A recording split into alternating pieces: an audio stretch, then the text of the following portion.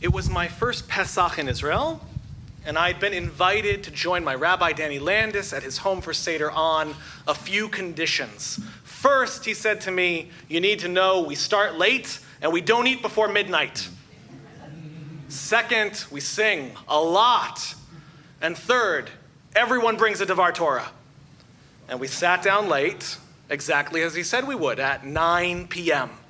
And long after the singing and the teachings and the meal, which was indeed after midnight, in the bleary, wait, we're still doing this, light of the morning, as the Seder finally began its conclusion, there was a knock at the door.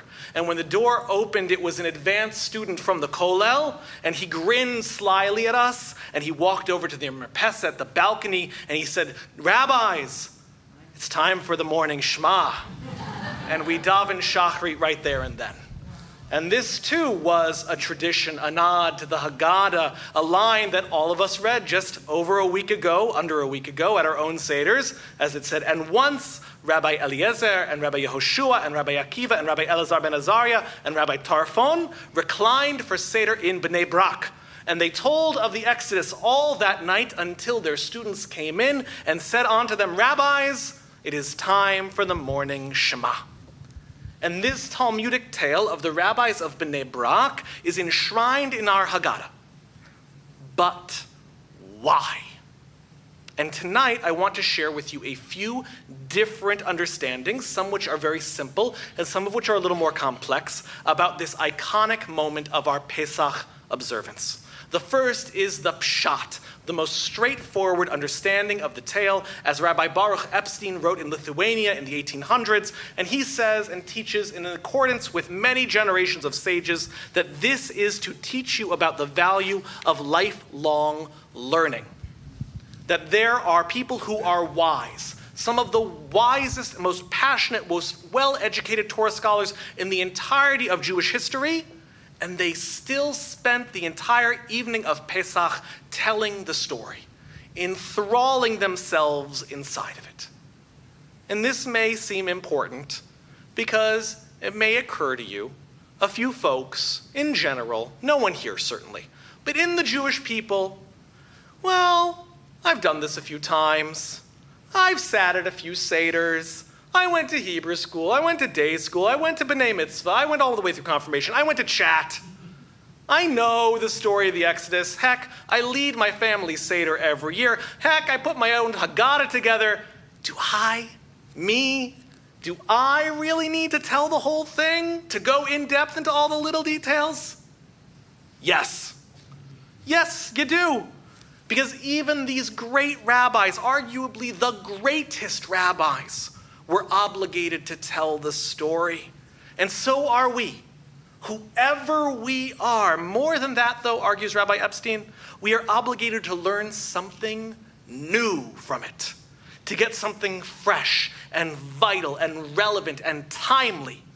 And it was true for our great rabbis, our rabbinic ancestors 2,000 years ago in Bnei Brak, and it's true for you too today. That's option number one. Option number two, this comes from the bigger question, which is, why those 5 rabbis? And for this, we need to venture a little briefly beyond names into some of the biographies of our greatest thinkers. Because when you read the names Rabbi Yehoshua and Rabbi Eliezer and Rabbi Tarfon, it's a bit like saying Paul McCartney, John Lennon, and George Harrison. And everyone goes, and where's Ringo? There we go. We got there. So these 3, along with Rabbi Yossi and Rabbi Shimon, are the 5 primary disciples of Rabbi Yochanan ben Zakkai. And for the 3 of them to appear without the other 2 and without their master is incomplete. It's as incomplete as only having 3 of the Beatles. And I'm going to keep on the musical theme here, and I'm going to say, and then when you strangely, oddly, excitingly include Rabbi Akiva and Elazar ben Azariah, it's like having a jam session with the Beatles and suddenly Mick Jagger and Bruce Springsteen walk in. It's so exciting. It's electrifying. It's a once in a lifetime, I'm going to tell my children about this for the rest of my life experience.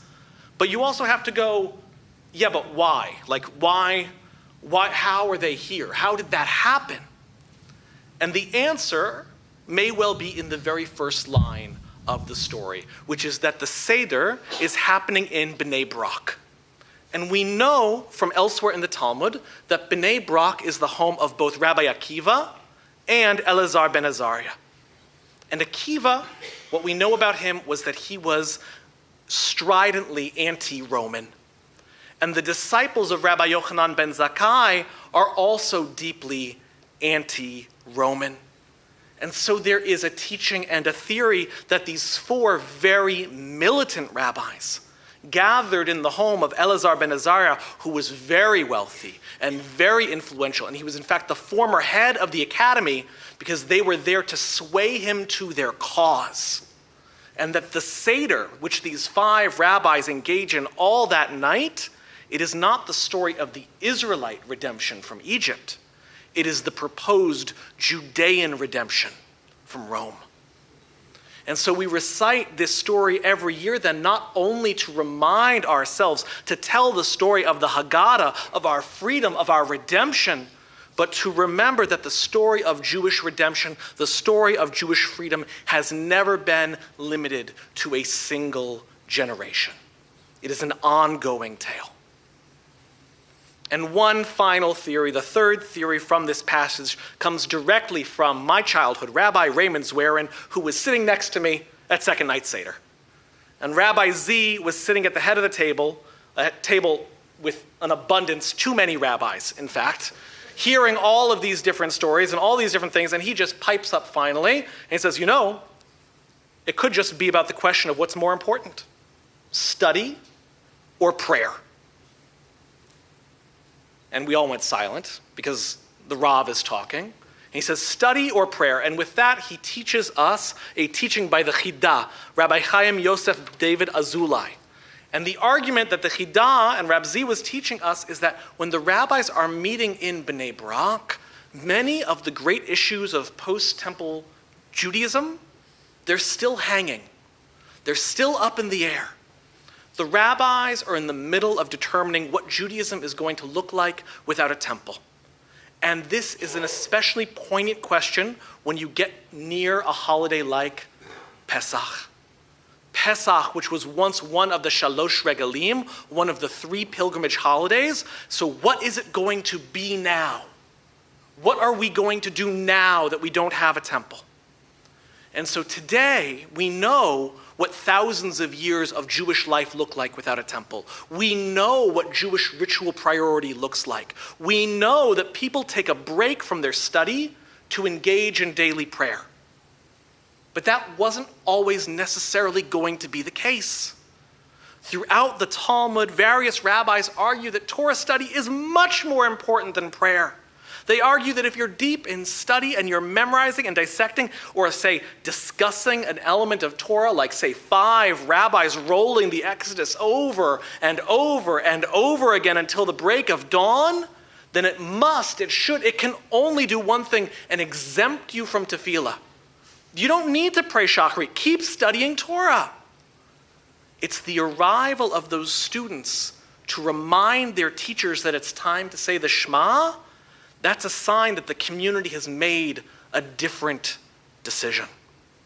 And as the original Haggadah is compiled and Pesach transforms from being a temple holiday to a rabbinic holiday, we can see the change, that Judaism is transformed, that decisions that are going to affect us for thousands of years, they are being written on the page before our very eyes.